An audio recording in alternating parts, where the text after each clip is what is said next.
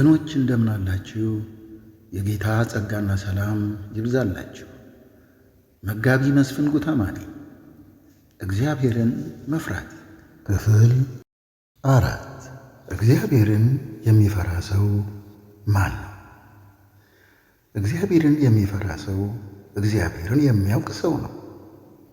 ሰው እግዚአብሔርን ሊያውቅ የሚችለው ደግሞ በቅዱስ ቃሉ በመጽሐፍ ቅዱስ ውስጥ በተገለጠው በእግዚአብሔር ባህሪ ነው። ባህሪው የእግዚአብሔርን ማንነት፣ ፍቃዱን ወዘተ ይገልጣል። የእግዚአብሔርን ባህሪና ፍቃዱንም ያወቀ ሰው በልጁ በጌታ በኢየሱስ ክርስቶስ ብቸኛ ዳኝነት በማመን የዘላለም ሕይወትንና የእግዚአብሔር ልጅነትን ሥልጣን ያገኛል። የእግዚአብሔር ልጅ የሆነ ደግሞ በቅዱስ ቃሉ ያለውን የአባቱን የእግዚአብሔርን ፍቃድ ያውቃል። ስለዚህም እግዚአብሔርን ስለ አምላክነቱ ይፈራዋል፣ ይወደዋል፣ ያመልከዋል፣ ደስ እያለውም ይታዘዘዋል። የዮሐንስ ወንጌል ምዕራፍ 15 ከቁጥር 9 እስከ 12። አብ እንደወደደኝ እኔ ደግሞ ወደድኋችሁ፣ በፍቅሬ ኑሩ። እኔ የአባቴን ትእዛዝ እንደጠበቅሁ በፍቅሩም እንደምኖር ትእዛዜን ብትጠብቁ በፍቅሬ ትኖራላችሁ። ደስታዬም በእናንተ እንዲሆን ደስታችሁም እንዲፈጸም ይህን ነግሬያችኋለሁ። እኔ እንደወደድኋችሁ እርስ በርሳችሁ ትዋደዱ ዘንድ ትእዛዜ ይህች ናት ይላል። እግዚአብሔርን የመፍራት ጥቅም፣ አንደኛ ዕድሜን ይጨምራል። መጽሐፈ ምሳሌ ምዕራፍ 10 ቁጥር 27። እግዚአብሔርን መፍራት ዘመንን ታስረዝማለች፣ የኀጢአን ዕድሜ ግን ታጥራለች። ሁለተኛ ጥበብን ያስተምራል። መጽሐፈ ምሳሌ ምዕራፍ 9 ቁጥር 10። የጥበብ መጀመሪያ እግዚአብሔርን መፍራት ነው፣ ቅዱስንም ማወቅ ማስተዋል። ሦስተኛ ሰውን ከክፋት እንዲርቅ ያስችለዋል። መጽሐፈ ምሳሌ ምዕራፍ 16 ቁጥር 6። በምሕረትና በእውነት ኀጢአት ትሰረያለች፣ እግዚአብሔርንም በመፍራት ሰው ከክፋት ይመለሳል ይላል። አራተኛ ወደ ሕይወት ይመራል። መጽሐፈ ምሳሌ ምዕራፍ 19 ቁጥር 23። እግዚአብሔርን መፍራት ወደ ሕይወት ይመራል፣ የሚፈራውም ጠግቦ ይኖራል፣ ክፉ ነገርም አያገኘው። እግዚአብሔር እርሱን ለሚፈሩ ሰዎች ምን ያደርግላቸዋል? አንደኛ ኪዳኑን ያስታውቃቸዋል። መዝሙረ ዳዊት ምዕራፍ 25 ቁጥር 14። እግዚአብሔር ለሚፈሩት ኃይላቸው ነው፣ ቃል ኪዳኑንም ያስታውቃቸዋል። ሁለተኛ ዓይኖቹን በእነርሱ ላይ ያደርጋል። መዝሙረ ዳዊት ምዕራፍ 33 ከቁጥር 18 እስከ 19። እነሆ የእግዚአብሔር ዓይኖች ወደሚፈሩት ናቸው፣ በምሕረቱም ወደሚታመኑ፣ ነፍሳቸውን ከሞት ያድን ዘንድ በራብም ጊዜ ይመግባቸው ዘንድ ይላል። ሦስተኛ ይራራላቸዋል። መዝሙረ ዳዊት ምዕራፍ 103 ቁጥር 13። አባት ለልጁ እንደሚራራ እንዲሁ እግዚአብሔር ለሚፈሩት ይራራል። አራተኛ በእነርሱ ደስ ይለዋል፣ ኃይልንም ይሰጣቸዋል። መዝሙረ ዳዊት ምዕራፍ 147 ቁጥር 11።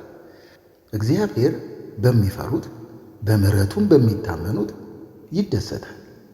እንዲሁም መጽሐፈ ነህምያ ምዕራፍ 8 ቁጥር 10 እርሱም ሂዱ የሰባውንም ብሉ ጣፋጩንም ጠጡ፣ ለእነዚያም ላልተዘጋጀላቸው ዕድል ፈንታቸውን ስደዱ። ዛሬ ለጌታችን የተቀደሰ ቀን ነው፣ የእግዚአብሔርም ደስታ ኃይላችሁ ነውና አትዘኑ አላቸው። አምስተኛ ይባርካቸዋል።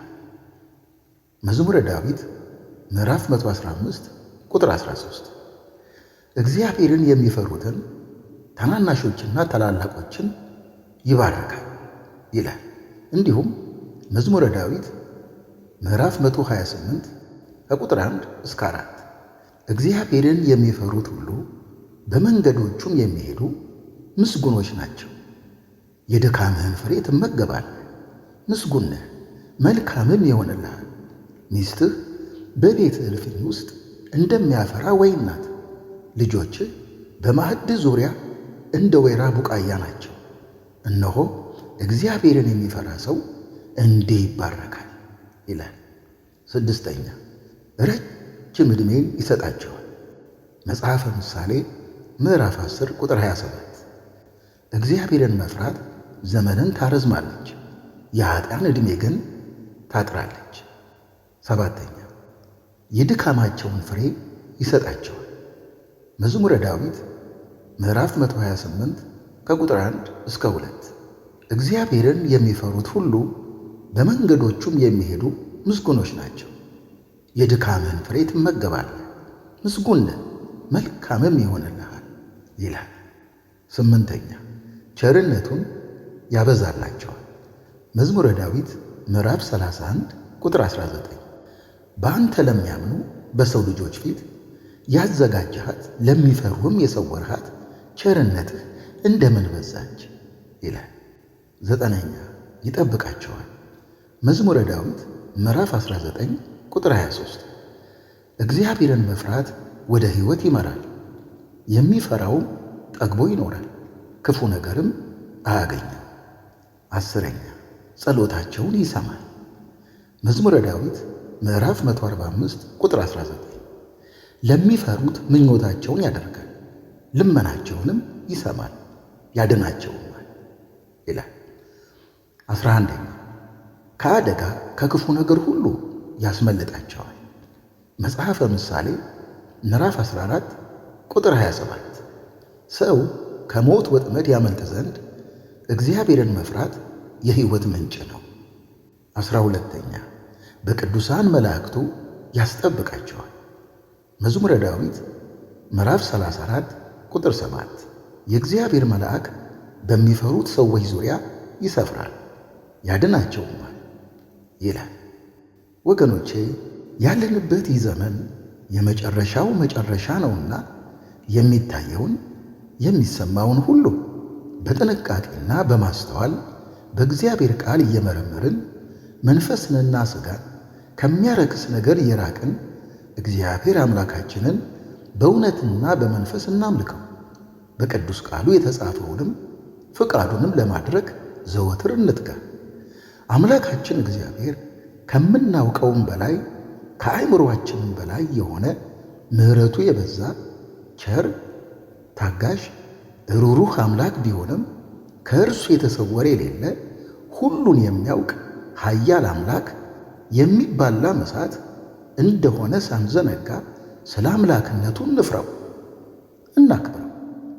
የጌታ ጸጋና ሰላም ከሁላችንም ጋር ይሁን፣ አሜን። ለዚህ ቻናል አዲስ የሆናችሁ ይህንን ቻናል ሰብስክራይብ፣ ላይክ፣ ሼር ታደርጉት ዘንድ በትህትና እጠይቃለሁ። እንዲሁም አስተያየታችሁንም በኮሜንት መስጫው ላይ ጻፉልኝ። የጌታ ጸጋና ሰላም ከሁላችንም ጋር ይሁን፣ አሜን። እግዚአብሔር የለም የሚመስል በግርማ ሞገስ በኃይል በሥልጣን በእውቀት በጥበብ ከፍተኛ ነህ፣ ከሁሉም በላይ ነህ። በዘመናት መሃል ጸንተህ ትኖራለህ ጊዜ ሳይለ